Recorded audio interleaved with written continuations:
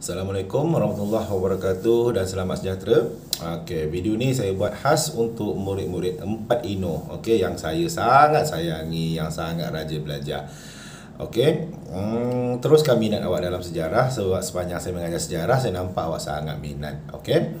So, untuk 4 Ino, hari ini kita akan belajar tentang struktur masyarakat pada zaman Kesultanan Melayu Melaka. Okey, kita akan belajar pasal zaman Melayu, zaman Kesultanan Melayu Melaka. Okey, pada zaman dahulu, cikgu pernah cakap, kita dah belajar sebelum ni kan, banyak kerajaan Melayu awal kan. Okey, antaranya yang awak ingat apa dia? Banyak Sriwijaya, benda semua beruas semua kan. So, yang paling terkenal ialah kerajaan Melayu Melaka. Okey, awak mesti pernah dengar pasal cerita Hang Tuah, Hang Jebat kan? Okey. So, pada zaman-zaman itulah yang saya nak ceritakan sekarang. Okey, paling mudah untuk awak faham. So, pada zaman Kesultanan Melayu Melaka, masyarakat yang hidup pada zaman tu terdiri daripada beberapa hierarki ataupun beberapa golongan. Okey, yang paling atas sekali, yang paling jadi ketua ialah sultan. Okey, ialah sultan. Zaman sekarang ada tak sultan? Okey, zaman sekarang pun ada sultan kan, raja ataupun yang kalau dekat Negeri Sembilan yang di Pertuan Besar, kita panggil, yang awak selalu nyanyi lagu yang di Pertuan Besar tu. Okey. So, yang paling tertinggi pada zaman Kesultanan Melayu Melaka ialah sultan. Okey, sultan ni ialah pemerintah tertinggi dan dia juga ialah menjadi simbol perpaduan rakyat. Okey.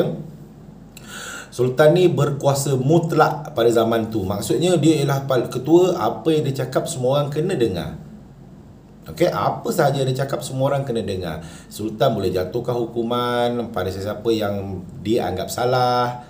Okey. So, sultan berkuasa mutlak. Awak ingat ayat tu, mutlak. Mutlak ni maksudnya dia berkuasa penuh, sepenuhnya. Zaman sekarang sultan pun ada. Masih ada, cuma zaman sekarang yang paling tertinggi ialah undang-undang. Saya rasa saya pernah ajar awak benda ni. Paling tinggi ialah undang-undang. Siapa-siapa pun rakyat Malaysia tertakluk pada undang-undang, kena ikut undang-undang. Okey, termasuklah sultan.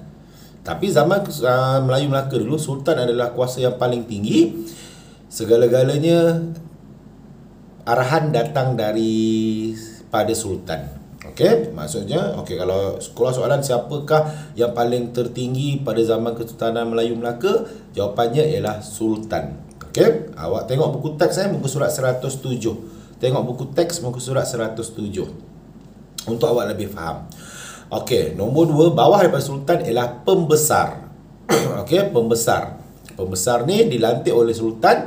Kerja dia ialah membantu sultan dalam pengurusan negeri. Contoh, antara jawatan yang ada bagi pembesar ialah bendahara. Okey, bendahara. Bendahara, kalau sekarang ni macam kita ada sultan, membantu sultan Perdana Menteri.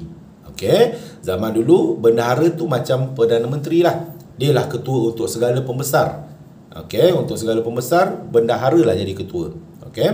Dia yang menasihati sultan, dia yang selalu ikut sultan pergi mana-mana. Okey, itu bendahara.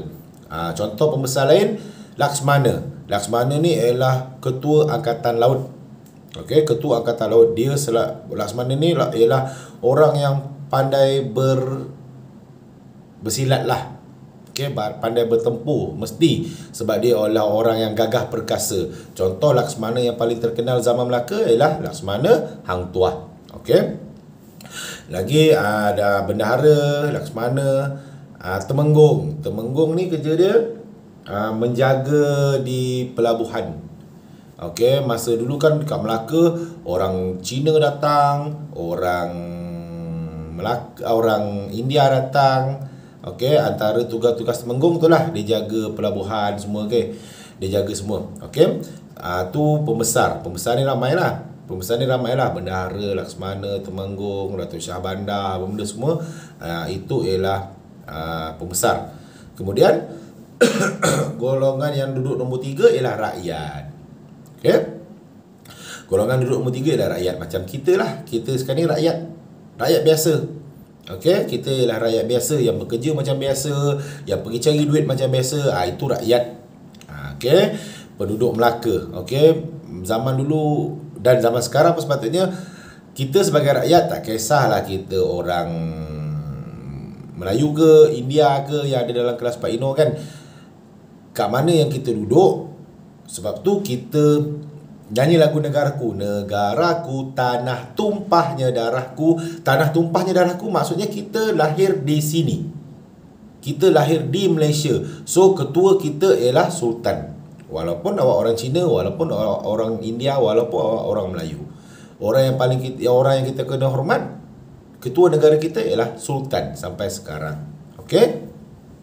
Dan cuma sekarang ada sultan, ada pembesar, sekarang pun ada kan, ada Perdana Menteri, ada menteri macam Laksmana. Kalau sekarang ni Menteri Pertahanan lah. Okay, dia menjaga bahagian-bahagian askar ni semua. Okay, zaman dulu, zaman sekarang ada sultan, ada pembesar dan ada rakyat. Cuma zaman dahulu, pada zaman Kesultanan Melaka, dia ada tambah satu lagi. Dia sultan, pembesar, macam cikgu cakap ni, bendahara, Laksmana semua, rakyat. Cuma dia ada nombor 4. Zaman dulu dia ada hamba. Okey? Dia ada hamba. Hamba ni ialah orang suruhan sultan dan pembesar. Okey? Dia kalau pembesar tu, contohlah bendahara tu ataupun orang kaya tu, dia ramai hamba, menunjukkan bahawa dia sangat kaya.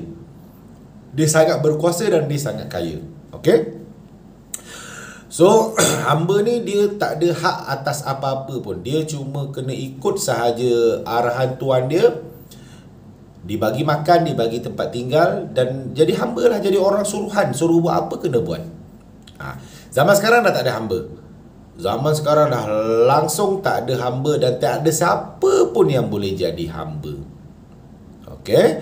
Jadi, awak bayangkan kalau zaman sekarang masih ada hamba. Kalau awak malas, okay, kalau awak malas belajar, awak malas segala-galanya, malas usaha, malas apa, mana kedudukan awak? Okay, di mana kedudukan awak? Mujur tak ada hamba. Kalau ada hamba, saya takut kalau awak betul-betul malas nanti, kalau awak hidup zaman dulu, saya rasa awak jadi hamba. So, ubah diri, jangan malas, rajin-rajin belajar. Okey. Kita tak tahu lagi bila kita dapat jumpa. Jadi usaha untuk buat PDPR ni, kalau awak tak ada masalah, kalau ada masalah yang tak dapat dielakkan daripada segi internet tak ada, handphone tak ada, okey, ataupun banyak urusan, adik-beradik awak ramai yang sekolah, itu semua cikgu faham. Tapi seelok-eloknya beritahulah kat saya. Okey?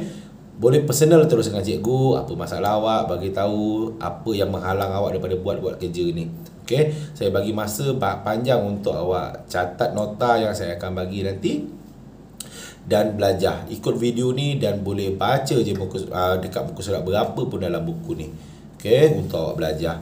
Jadi kalau ada apa-apa masalah, tak faham apa-apa, boleh terus tanya saya. Okey, terima kasih. Assalamualaikum dan selamat sejahtera.